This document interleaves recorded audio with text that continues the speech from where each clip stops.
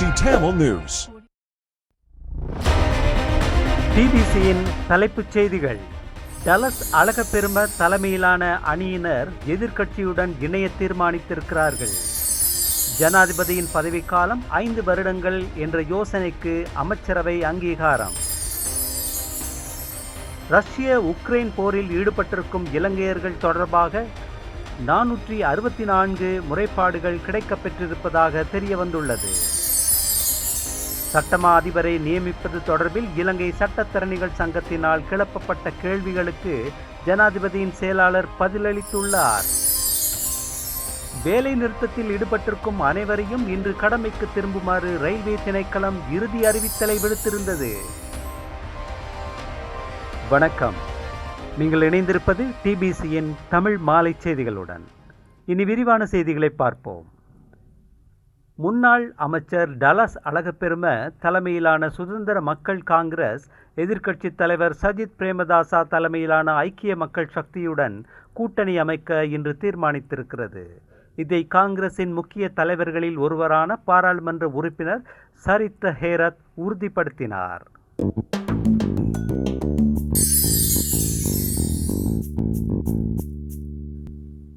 ஜனாதிபதியின் பதவிக்காலம் 6 வருடங்கள் என்று குறிப்பிடப்பட்டிருக்கும் அரசியலமைப்பின் 83வது சரத்தின் பி உறுப்புரிமையை 5 வருடங்கள் என்று மாற்றி அமைப்பதற்கு அரசியலமைப்பு திருத்தம் ஒன்றை கொண்டுவரும் ஜனாதிபதி ரணில் விக்ரமசிங்காவின் யோசனையை அமைச்சரவை இன்று அங்கீகரித்தது.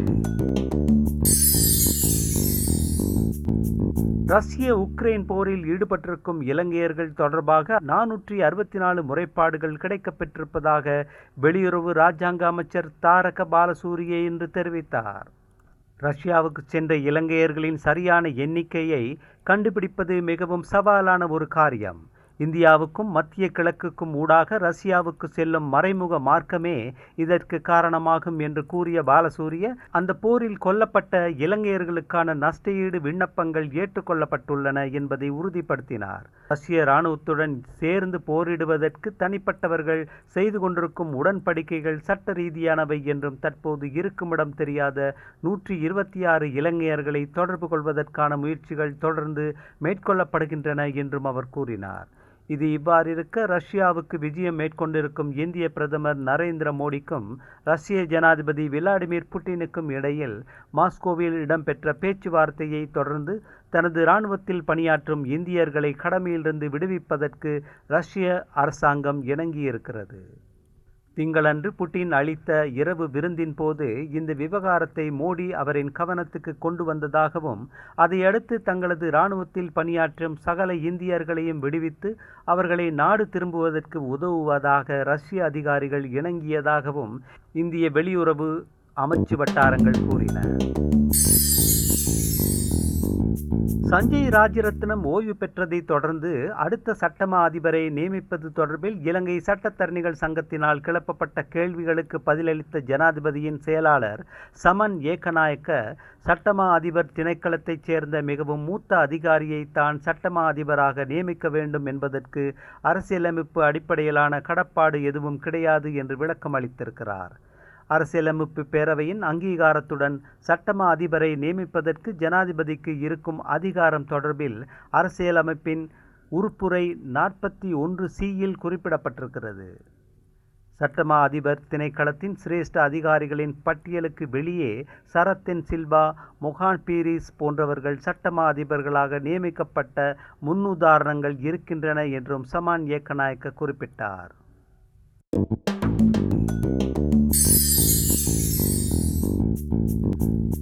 தேசிய மக்கள் சக்தியின் பொருளாதார கொள்கை அறிக்கையின் வரைபென கூறப்படும் ஆவணம் ஒன்று தற்போது சமூக வலைத்தளங்களில் பகிரப்பட்டு வருகிறது. ஆனால் அது போலியான ஆவணம் என்று அக்கட்சி தெரிவித்துள்ளது. தேசிய மக்கள் சக்தியின் பொருளாதார குழு, பொருளாதார நிர்வாக சபை மற்றும் மக்கள் விடுதலை முன்னணியின் பொருளாதார ஆய்வு பிரிவு ஆகியன இணைந்து கடந்த 6 மாதங்களாக மேற்கொண்ட கலந்துரையாடலுக்கு அமைவாக இந்த இறுதி வரைவு உருவாக்கப்பட்டுள்ளதாக தெரிவிக்கப்படுவதுடன் 3/5/24/0034 PEC என வரைவின் முன்பக்கத்தில் குறிப்பிடப்பட்டுள்ளது. அத்துடன் இது தேசிய மக்கள் சக்தியின் உறுப்பினர்களுக்கு மட்டுமே எனவும் வலியுறுத்தப்பட்டுள்ளது. இவ்வாறு பகிரப்பட்டுள்ள ஆவணத்தில் தனிநபர் கையிருப்பு மதிப்பு கணக்கீடு என்ற துணை தலைப்பின் கீழ் பொதுமக்கள் வைத்துள்ள தங்கம், வைரம் மற்றும் இரத்தின நகைகள் பற்றிய அனைத்து தகவல்களையும் ஒவ்வொரு ஆண்டும் மார்ச் மாதம் 31ஆம் தேதிக்கு முன்னர் உள்நாட்டு இறைவரை திணைக்களத்தில் சமர்ப்பிக்க வேண்டியது கட்டாயமாகும் என தெரிவிக்கப்பட்டுள்ளது. தேசிய தங்க கையிருப்பு கூடுதலாக தனியார் கையிருப்பு மதிப்பை கணக்கிடுவதே இதன் நோக்கம் என்றும் அதில் கூறப்பட்டுள்ளது. அதேபோல் 10 லட்சம் ரூபாய்க்கு மேல் செலவு செய்யும் திருமணம், பிறந்தநாள் விழாக்கள், ஒன்று கூடல் நிகழ்வுகள் போன்றவற்றுக்கு சிறப்பு உரிமை பெற வேண்டும் என்றும் அதற்கு 30% கேளிக்கை வரி விதிக்கவும் முன்மொழியப்பட்டுள்ளது. தேசிய கலாச்சார கூட்டு நிதியத்தில் இவை சேமிப்பில் வைக்கப்படும் எனவும் அந்த ஆவணத்தில் கூறப்பட்டுள்ளது. எனினும் தேசிய மக்கள் சக்தியின் பொருளாதார கொள்கை ஆவணம் இன்னும் தயாரிக்கப்படவில்லை என அக்கட்சி பல்வேறு சந்தர்ப்பங்களில் தெரிவித்து வந்துள்ள காரணத்தினால் சமூக வலைத்தளங்களில் பகிரப்பட்டு வரும் இந்த ஆவணம் அக்கட்சியினதா என ஃபேக்ட் சீக்கர் ஆராய்ந்து பார்த்தது. இது குறித்து தேசிய மக்கள் சக்தியின் செயலாளர் நிஹால் அபேசிங்க மற்றும் கட்சியின் ஊடகப் பிரிவிடம் ஃபேக்ட் சீக்கர் வினவிய போது தேசிய மக்கள் சக்தி தனது பொருளாதார கொள்கை அறிக்கையை இதுவரை வெளியிடவில்லை எனவும் தற்போது சமூக வலைத்தளங்களில் பகிரப்படும் இந்த ஆவணம் போலியானது என்பதையும் அவர்கள் தெரிவித்தனர். இது தொடர்பில் தேசிய மக்கள் சக்தியின் செயற்குழு உறுப்பினர் சுனில் ஹந்துநெத்தியிடம் ஃபேக்ட் சீக்கர் வினவிய போது தேசிய மக்கள் சக்தி தற்போது வரையிலும் நில அளவையாளர்கள், பொறியியலாளர்கள், அபிவிருத்தி மற்றும் ஆராய்ச்சி திட்டம் தொடர்பான கருத்துக்களை மட்டுமே வெளியிட்டுள்ளது என அவர் தெரிவித்தார். ஆகவே சமூக வலைத்தளங்களில் பகிரப்படும் ஆவணமானது தேசிய மக்கள் சக்தியின் பொருளாதார கொள்கை திட்டம் அல்ல என்பதையும் அது போலியான ஆவணம் என்பதையும் ஃபேக்ட் சீக்கர் உறுதிப்படுத்துகிறது.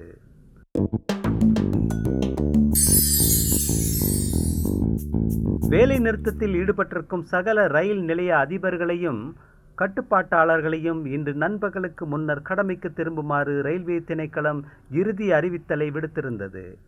இந்த அறிவிப்பை வெளியிட்ட ரயில்வே பொது முகாமையாளர் SS புதலிகே நண்பகல் அளவில் கடமைக்கு திரும்ப தவறும் சகல ரயில் நிலைய அதிபர்களும் கட்டுப்பாட்டாளர்களும் தாங்களாகவே பதவிகளை காலி செய்தவர்களாக கருதப்படுவர் என்று கூறினார்.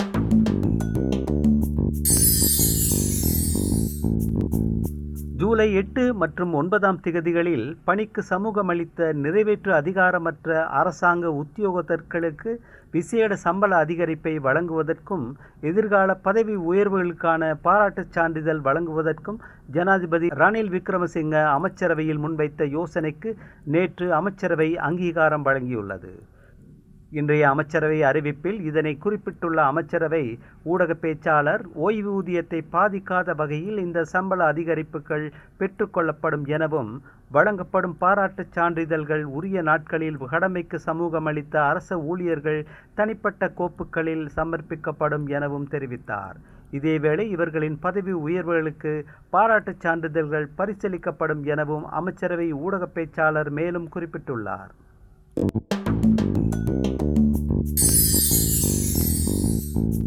ரஷ்யாவுக்கு விஜயம் மேற்கொண்டிருக்கும் இந்திய பிரதமர் நரேந்திர மோடி உக்ரைன் நெருக்கடிக்கு காணப்படக்கூடிய எந்தவொரு தீர்வும் சகல உறுப்பு நாடுகளுக்குமாக ஐக்கிய நாடுகள் சாசனத்தில் குறித்து வைக்கப்பட்டிருப்பதன் பிரகாரம் உக்ரைனின் ஆட்புல ஒருமைப்பாட்டை மதிப்பதாக அமைய வேண்டியது அவசியம் என்பதை ரஷ்யாவுக்கு தெளிவுபடுத்த வேண்டும் என்றும் அமெரிக்கா கேட்டிருக்கிறது.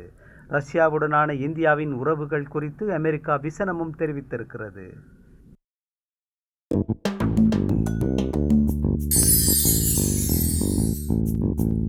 வட இந்தியாவில் பால் லொரியுடன் இரட்டை தட்டு பஸ் ஒன்று மோதியதில் இன்று குறைந்தது 18 பேர் கொல்லப்பட்டதுடன் பலர் காயமடைந்தனர்.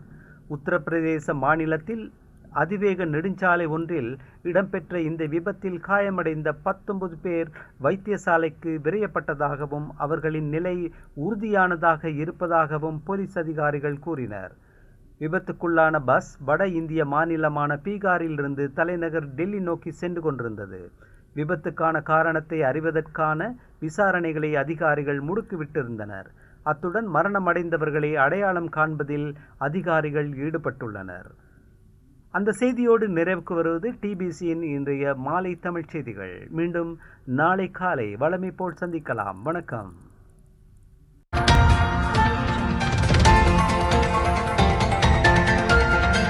TBC Tamil News.